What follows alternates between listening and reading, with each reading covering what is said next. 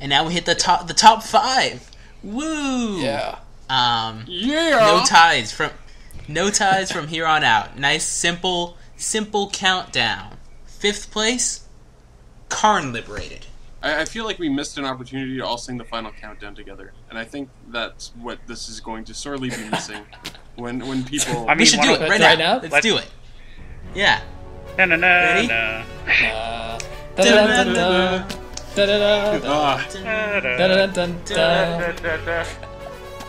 Oh yeah! Wow, that was really bad. I think there's a timing problem with mine, so. Well, I knew we were going to make a band together, so I guess we just realized we can't do that. Oh well. Yeah, we totally need a name for a band too. A regular barbershop choir. Yeah. Oh well. We've all been dream crushed. And talking about dream crushing, Karn liberated could do a good job of dream crushing. Couldn't he? And you're the one that you gave him a 5. Too, yeah, which in is cube. the thing. Like, okay, so in cube, a 7 drop. Sure, you can ramp into it, but you really want him to immediately win you the game, I think. And getting there isn't always that easy, so you're probably going to be taking quite a beating by the time you do get there. And his plus ability is just not that great in cube on turn 7.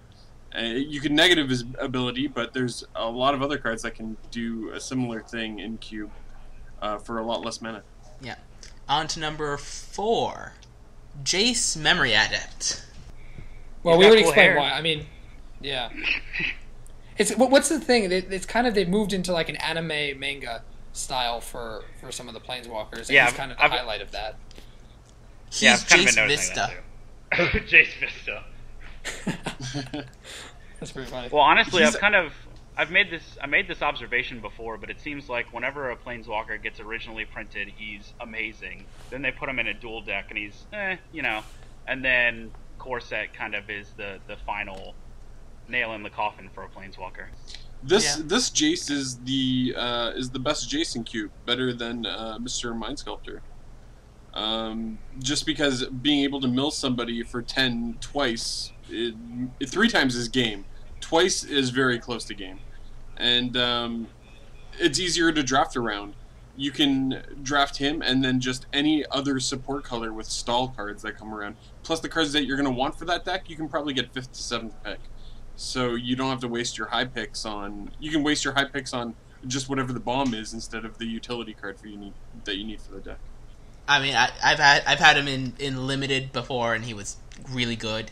In standard, he's less good, though. I have seen him be sideboard against control matchups, and the best showing I saw was a blue-green Turbo Fog, which was amazing. Well, it makes sense. It was his win condition. Yeah. Well, it was a deck that played like 10th at the PTQ, and it was just so fun to watch. C Munster 80's been playing that deck. Yeah, he's been playing a very similar version. Though the one that I watched played 4 Temporal Masteries. Wow. And it was like Temporal Mastery, Jace you, Temporal Mastery, Jace you again. You're dead. Like, yeah. Okay, number 3. If it's any surprise, it really shouldn't be Garruk, Wildspeaker. He's awesome. He's amazing. Yeah, now, Lucas, this was the Planeswalker originally that saw the most play in Standard, wasn't it?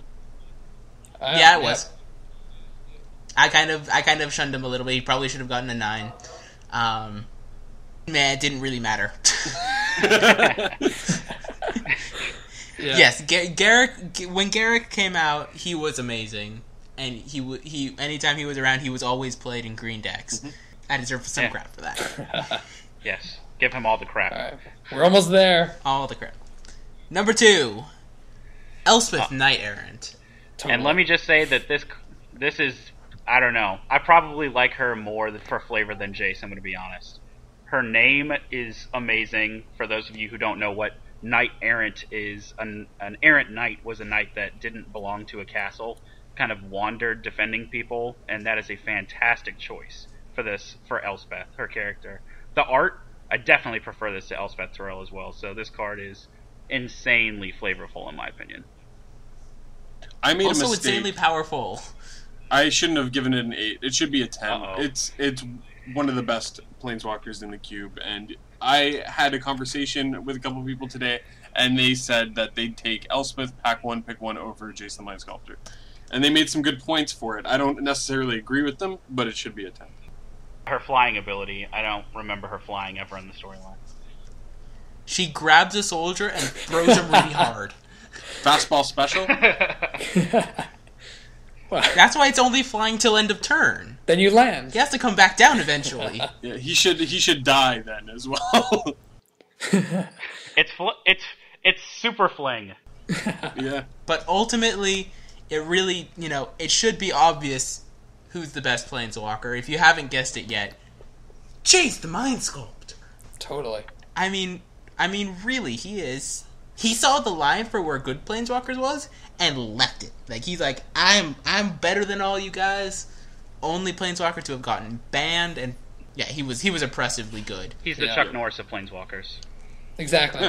He's the Chuck Norris. He's never bad. He can never be bad. I think if you tried to make a deck making him bad, he would just be good. So, definitely Chuck Norris. I mean, when you have a format that's, when you're playing Standard and you have something called the Jace test, that should really say something. Oh, yeah. Yeah. Hero of Bladehold wasn't even played. I wish I was at the pitch meeting for Jace, though, so they could get, who was the guy who's like, hey, you know how they have 3 abilities? Let's just give this guy 4 abilities. Let's make them all Why didn't really Chandra amazing. Blaze get an extra ability? That's the one that needed the extra ability. I bet I'm going to be asked why I gave it a 9 when everyone else gave it a 10. Yeah. You I know. I was like, they're going to stone me in the square. Yeah, I mean, pretty much the reason that I gave other Planeswalkers 10 and not him is that in EDH, he actually is not as mind-boggling as when you first look at him.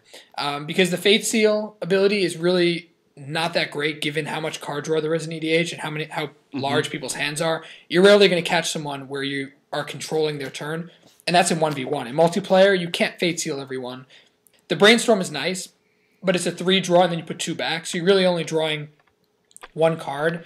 So it acts as like a Dividing Top, but it's not nearly as good as some... It's not as consistent. Dividing Top you can do anytime you want. Having to do it once a turn is painful. The -1 returns a creature to the owner's hand. If it was return target permanent, of course it would break every format ever, but in EDH it would be much better. Returning a creature is fine, but often the bigger creatures you want to stop from killing you by that time have Shroud or Hexproof, to be honest. I mean, he's not going to be as powerful there. You are the first person I have ever heard try and make Jace even more insane. I know. I mean, if you make him return a permanent, then in EDH he'd be like, his score would be like, it's 1 out of 10, it'd be like 100. Like that's what the score There's would be. also a stigma as well with that goes along with the Jace. And when you're playing multiplayer, you really want to look like the guy who's playing the Jace. You don't want to look like the biggest threat in multiplayer. So I could see how that would be the case in EDH as well. Oh yeah, definitely. I mean, you lay him down, you put down Jace on the field, and people are going to want to kill you, even if there's no reason to. I mean, even if he's not as good, because he isn't. Even if he's not as good as, say, Karn. You play Karn, and believe me, you're not the #1 target there by that time. Yeah. But with Jace, you play him, and people just say, "Oh my God, it's Jace the Mind Sculptor." It's like, everyone on team up? Okay, good. Yeah. So. He's Jace. It really should not have been a surprise. Like, the second you hear top Planeswalkers, Jace, why would they print him? That is until they make the Finkel Planeswalker. Yeah, I'm actually waiting for that.